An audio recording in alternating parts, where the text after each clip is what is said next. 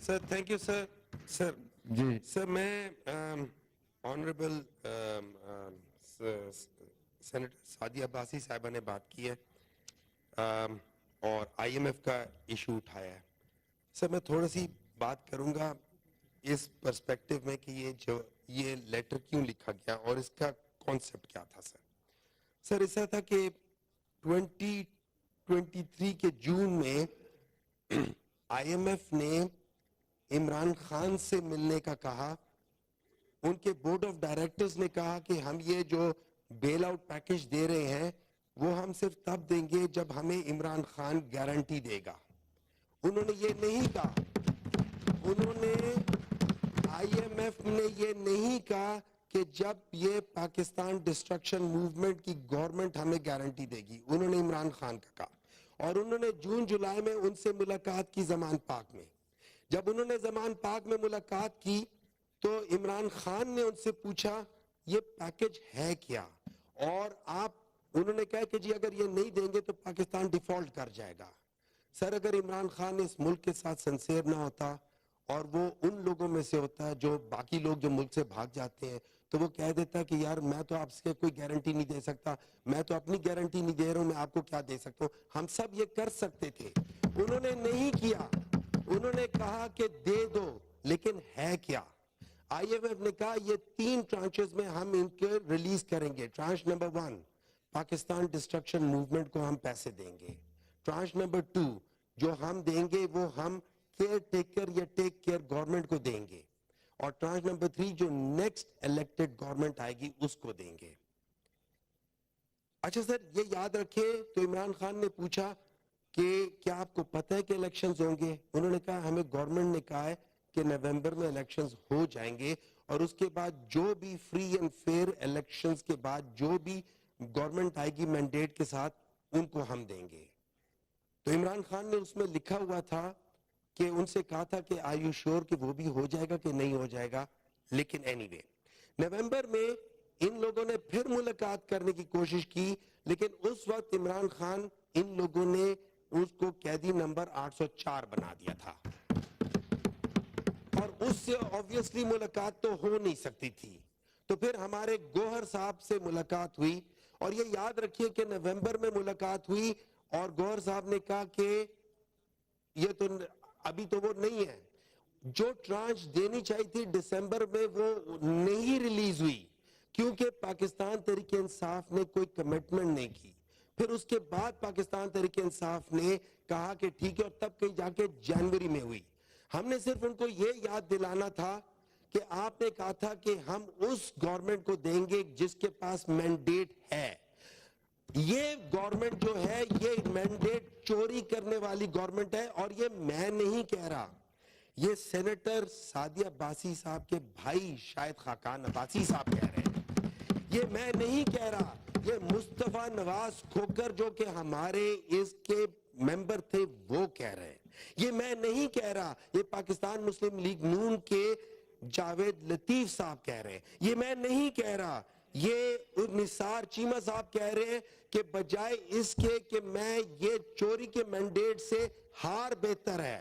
مجھے سمجھ نہیں آتی کہ کل اس جگہ پہ جو جناب اعلیٰ جی اس کے بعد میں دیتا ہوں آپ کو. جناب اعلیٰ جی دنیش کمار صاحب جی پلیز. جی دنیش کمار صاحب جی پلیز. جی سر میں ایوان کی توجہ دلانا چاہتا ہوں, آپ کی بھی توجہ دلانا چاہتا ہوں. گزشتہ 3 دن سے گوادر شہر عملی طور پر سمندر کا منظر پیش کر رہا ہے. اس بارشوں کی وجہ سے وہاں پر اتنی بارش ہوئی ہے کہ ریکارڈ ساز بارش ہوئی ہے اور وہاں کے لوگوں کو سخت تکالیف کا سامنا ہے.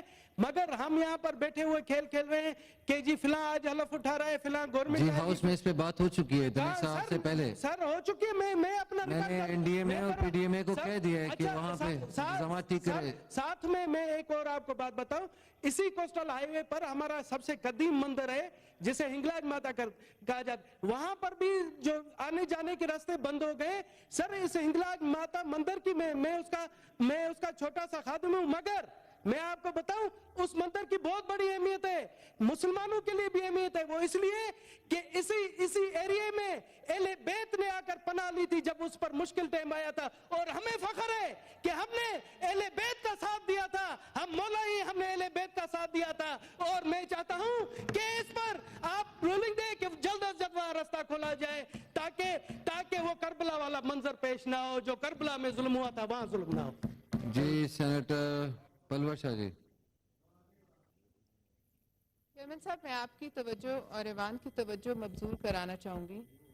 جو غزہ میں کل ایک میسیکر ہوا ہے, ظلم و ستم کی داستانیں وہاں رقم ہوئی ہیں, ایک فیک طریقے سے وہاں امداد کی تقسیم کا انتظام کیا گیا جس کی ذمہ داری اب کوئی انٹرنیشنل آرگنائزیشن نہیں لے رہی, اور جب بھوکے بلبلاتے ہوئے پیاسے لوگ وہاں گندم کی ایک بوری لینے پہنچے تو ان پر جو ہے حملہ کر دیا گیا اور اسرائیلی فوج نے ان کو گولیوں سے بھون ڈالا, جس کے نتیجے میں کئی سو فلسطینی شہید ہوئے.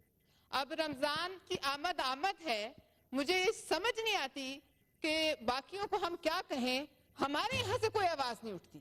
جرمنی میں کل لاکھوں کا مجمع سڑک پہ تھا, یہاں کیا سب کے ضمیر مرے ہوئے ہیں؟ کوئی ایک بندہ سڑک پہ نہیں آیا. اور باقی مسلمان ملکوں کی تو کیا بات کریں, اس رمضان میں کسی روزے نہ زکوٰۃ حج کیا کس کام آئے گا, اس کی کیا حیثیت ہوگی جب ہم ایک بوری آٹا نہیں پہنچا سکتے, اور تو کچھ نہیں ہم یہاں آواز نہیں اٹھا سکتے. آج ہم کم از کم جتنے لوگ بیٹھے ہیں ان پہ فرض ہے ہم ایک ریزولوشن یہاں لاتے ہیں کہ اس جو کل میسیکر ہوا اس کی کم از کم ہم مذمت تو کر سکتے ہیں, جو ایمان کا کم ترین درجہ ہے وہ تو کریں. میری آپ سے ریکویسٹ ہے, یہ ہم سب پہ فرض ہے. جی تھینک یو جی. سینیٹر تاج حیدر صاحب. شکریہ جناب چیئرمین. بلوچستان آج پھر ایک تباہی کا شکار ہے. سارے بلوچستان میں جو کچھ ہو رہا ہے, گوادر کی خبریں تو ہم تک پہنچ رہی ہیں, لیکن باقی جو ماہی گیروں کے وہاں پہ گاؤں گوٹ ہیں اور جو دوسرے شہر ہیں ان کی تو ہمیں خبریں تک نہیں پہنچ رہی. میں نے جو آپ سے گزارش کی تھی منگل کے روز, وہ تھی گوادر کے پاور پلانٹ کے سلسلے میں, اور یہ خبر چھپی تھی اس دن اخبار میں کہ گوادر کے پاور پلانٹ کو روکا جا رہا ہے.